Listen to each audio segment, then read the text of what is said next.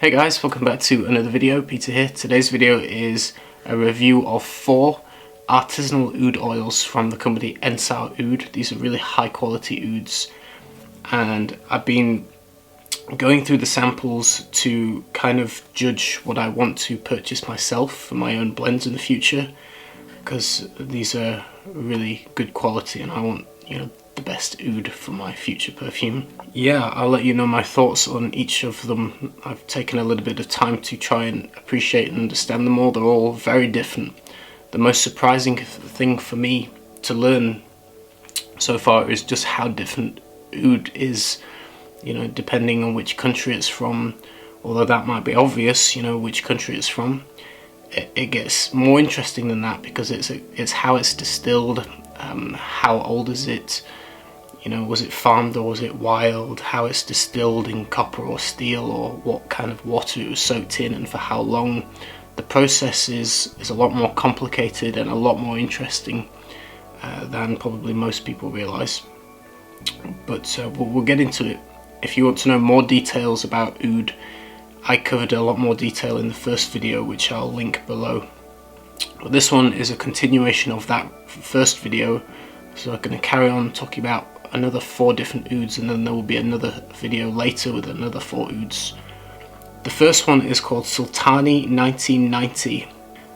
Called that because of, it's the date. This thing is 27 years old, or actually 28 years old now. First of all, it is quite beautiful. You get different nuances with oud, and it's really interesting. This one, you get there's an ever so slight earthiness, a little bit like soil,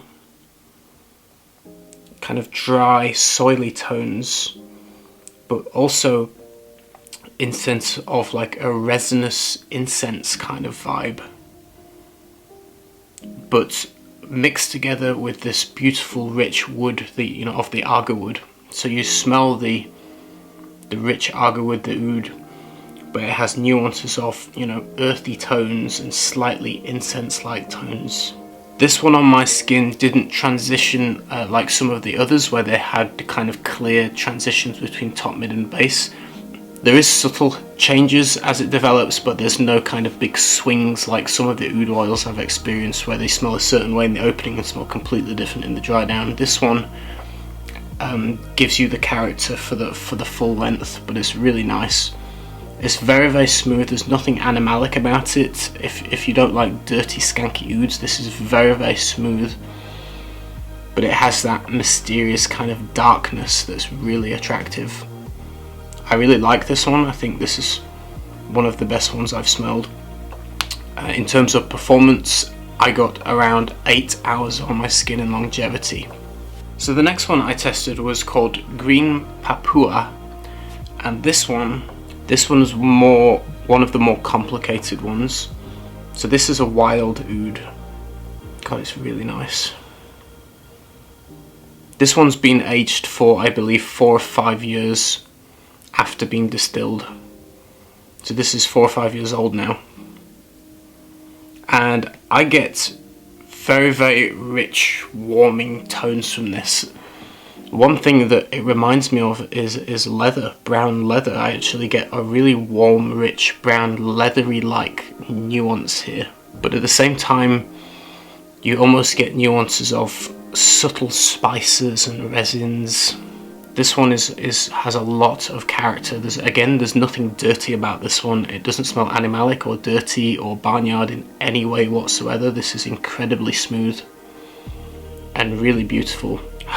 And the character of this one I thought was very interesting and really nice, with the way that it has kind of leather-like tones, but also it's aromatic, like almost you can imagine there's spices in here. It's quite bizarre, these kind of natural nuances that oud has.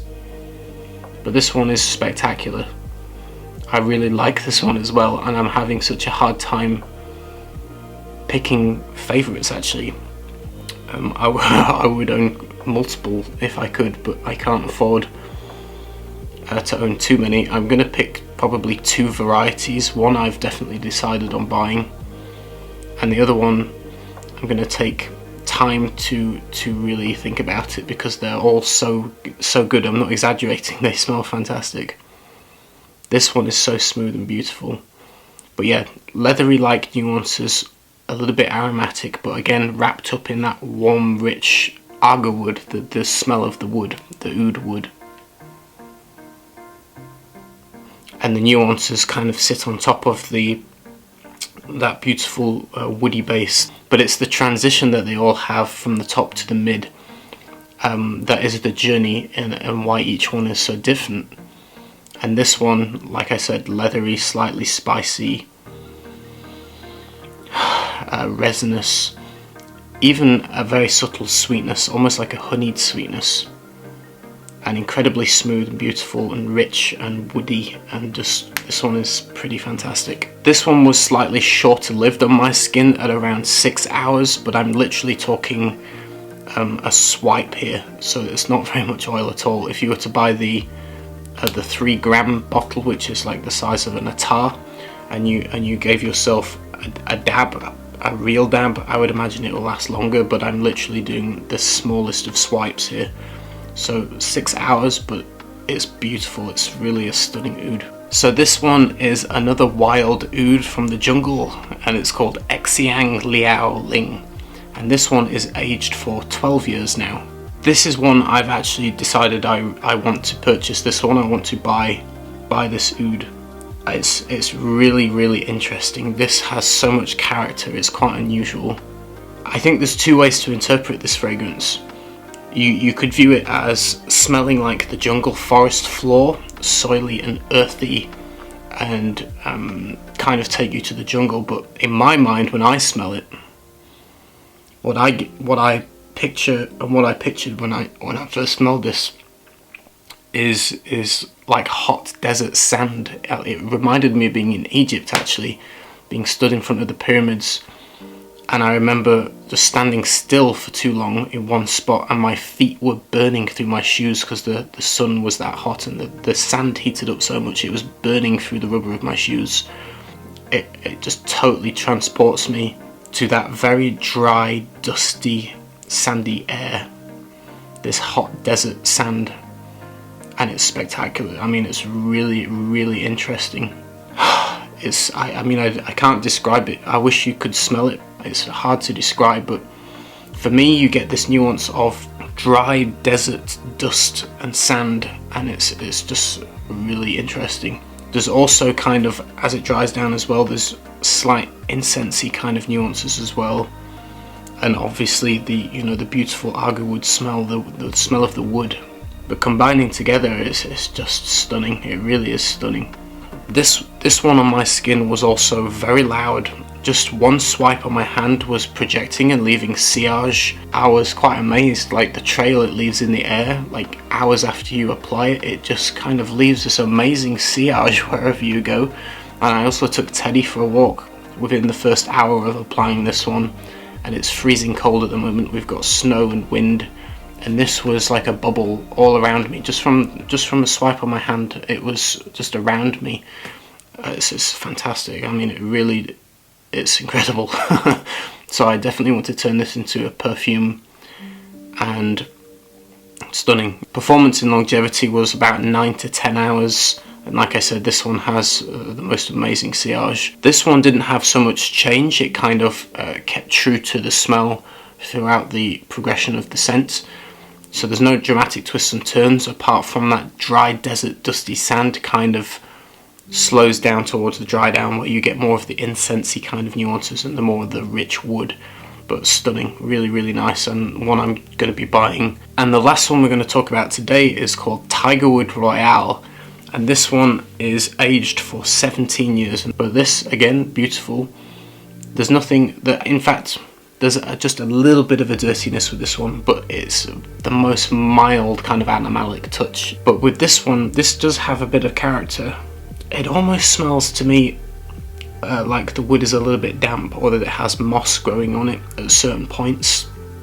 You have this softness and this kind of almost slightly green mossiness. Maybe that's, I think people interpret oud in very different ways because they have so much complicated nuances to them. that I think everyone is going to smell something a little different, but that's kind of the vibe it gave me. Kind of more of a damp kind of wood in the forest that has moss on. It kind of had that kind of nuance to it for a minute, but then when it dries down, it gets more into the beautiful agar wood, the oud wood smell, but it's slightly sweet, it's slightly sweetened. But this one does have something, I think, to a non-oud fan or a person that's not acclimatized to smelling a few different varieties of oud might find the opening just a little bit not skanky, because I don't think it's overly dirty, but just a nuance of something that they go, oh, that's a little bit interesting. It just has a touch of something that grabs your attention a little bit. I don't even use the word animalic, but just a hint of kind of that. But this one also kind of weirdly has kind of almost sweet floral-like nuances as well. I mean, it's so complex to describe oud, it really is. Soft green moss, kind of damp, rich kind of wood, slightly kind of sweet florally nuances, and just kind of this warm, rich, woody sweetness as well. So hard to describe. I wish we had smell-o-vision so you could just smell this.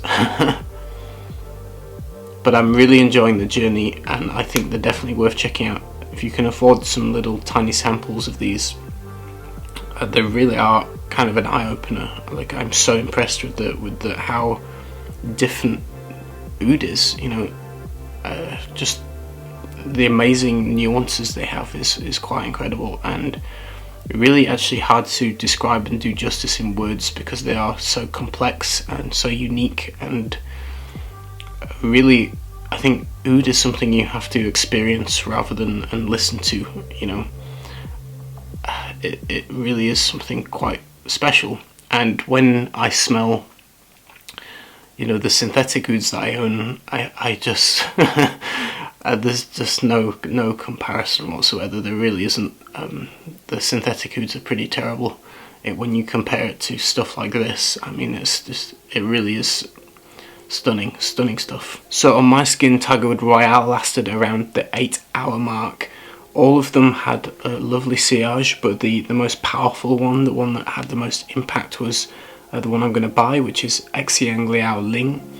That one had huge sillage. The other ones still had nice sillage, and still you could smell them. So all of them really not slouches at all, and all of them had really good longevity, all between kind of 6 and 10 hours. So yeah, there's another 4 to review. I'm gonna have a really hard time to decide which is the second one I'm gonna buy, because there's so many that are really good.